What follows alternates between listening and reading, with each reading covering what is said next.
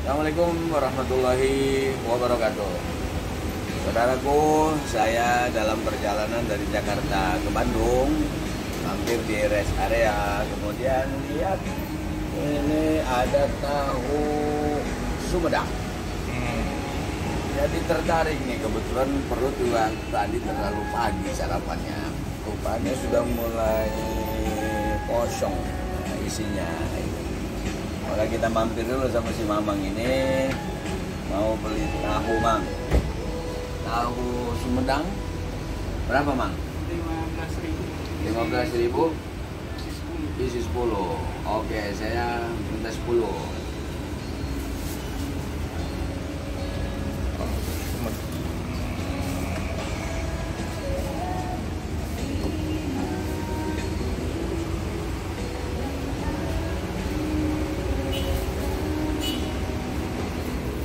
Nah, ini nggak usah dibalikin dah, Mas. Nggak usah dikembaliin. Nah, kembalinya buat ente aja. Tapi saya boleh nanya-nanya kan? Nah, kita mau tanya dulu. Sudah lama jualan tahu ini? Di sini kerja. Sehari berapa jam kerja? 12 jam. 24 jam buka terus di sini. Karena orang banyak yang mampir ya, orang lewat ya di rest area ini ya. Dikasih gaji berapa sebulan? Cukuplah buat makan ya. Ya. Udah punya istri belum? Dan gaduh pemajikan? Aduh, setiap hari ngomongnya pamajikan gitu. Kayak burung beo gitu. Pamajikan. Ini sehari dapat berapa? Atau 24 jam itu dapat berapa?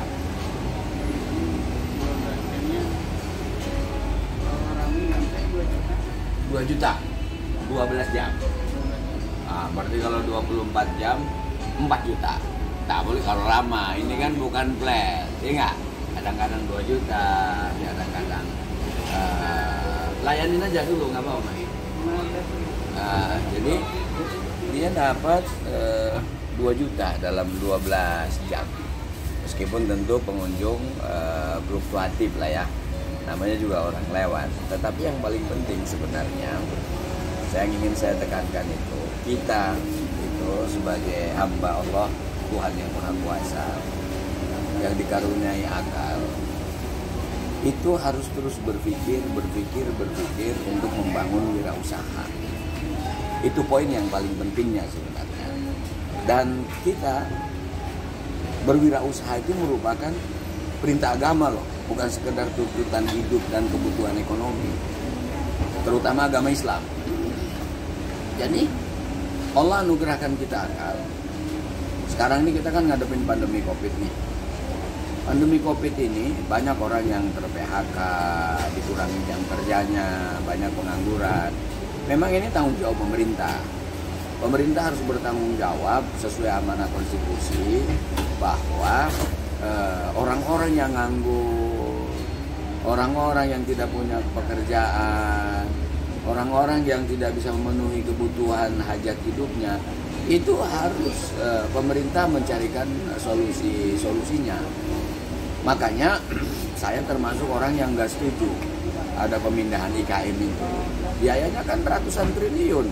Bayangkan kalau itu dibagi untuk orang-orang yang nganggur dikasih modal, lalu dia bisa berwirausaha.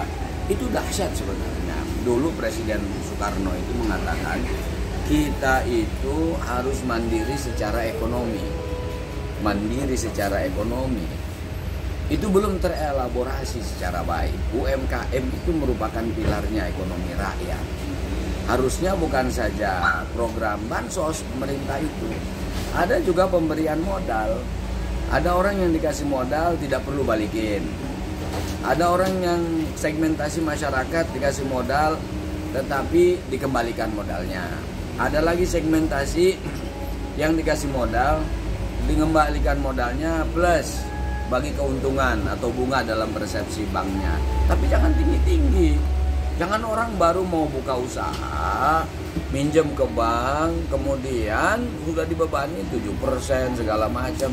ini repot, masyarakat keberatan, susah. Jadi ada pesimisme, tidak optimisme yang dibangun itu. Nah, disitulah pentingnya kita bagaimana membangun kemandirian wirausaha. Buat warganya juga jangan selalu bermental begini terus, ya, berharap begini. Harus berpikir tuh bagaimana mandiri.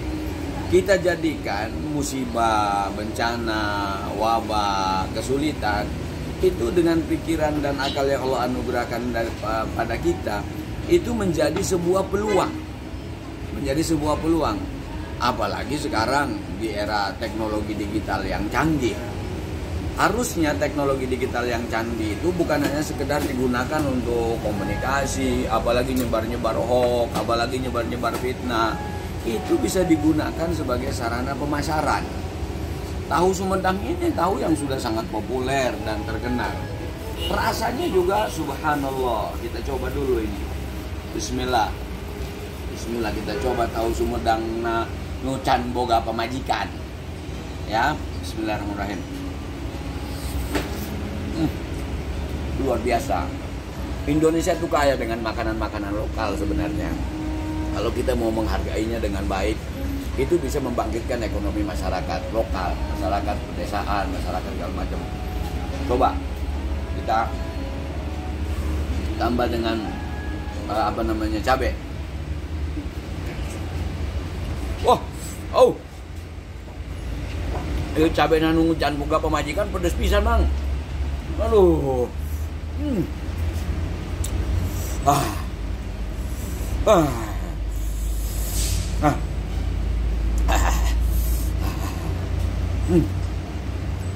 Kayak tisu, Mang. Kayak namanya juga warung begini, masa minta tisu. Ente yang salah minta tisu. Kalau pakai tisu segala, modalnya lebih mahal lagi.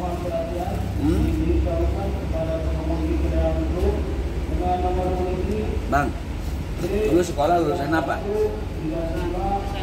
SMK. Oh. Kerja di sini udah berapa lama? 2 tahun. Gajinya UMR? Belum sampai UMR ya. Nah, ini juga pemerintah daerah, pemilik modal, kalau mempekerjakan warga itu upayakan memenuhi standar UMR. Meskipun mungkin juga situasi kita agak sulit ya, tapi alhamdulillah, Mang, meskipun belum bisa sampai UMR, yang penting semangat terus, ya kan? Ya kan? Belum punya pemajikan, nggak sampai UMR, tapi kalau ibadah merajin kan? Sholat kumah sholat? Masih bolong-bolong, tapi yang penting ada sholat. Jadi yang paling harus kita yakini itu, yang kasih rezeki itu kan Allah tuh, yang kaya itu kan Allah. Kita minta sama yang maha kuasa, yang maha kaya, supaya kalaupun kerja belum UMR, ada sumber-sumber lain Allah kasih kan, supaya cepet gaduh pemajikan. Umur tuh seberapa umur? 24 mah masih ngor kene, masih anom. No? 24. Kalau lihat Rasulullah sih nikahnya tahu umur 25. Enggak apa-apa. Yang penting bagaimana caranya kita sambil bekerja, sambil berdoa, sambil ibadah. Itu kan, supaya dapat rezekinya berkah. Ya kan? Sana namanya, Mang? Romi. Wih, bahasana keren Romi juga. Oh, batur di Eropa bae dengan Romi ngaranna eta. Ini. Romi. Wih, Robi kayak pemain bola. Robi. Atur nuhun, Mang. Pokoknya sing semangatnya. Tong hilap ibadah, sareng berdoa. Mudah-mudahan berkah, bahagia dunia akhirat. Oke, saudaraku, tetap semangat bekerja, berikhtiar dan berdoa. Semoga Allah memberkahi hidup kita semuanya. Terima kasih. Assalamualaikum warahmatullahi wabarakatuh. Kita teruskan dulu makan tahunya.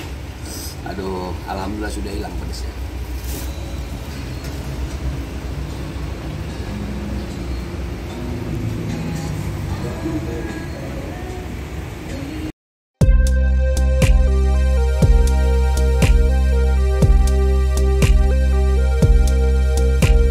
Subscribe now.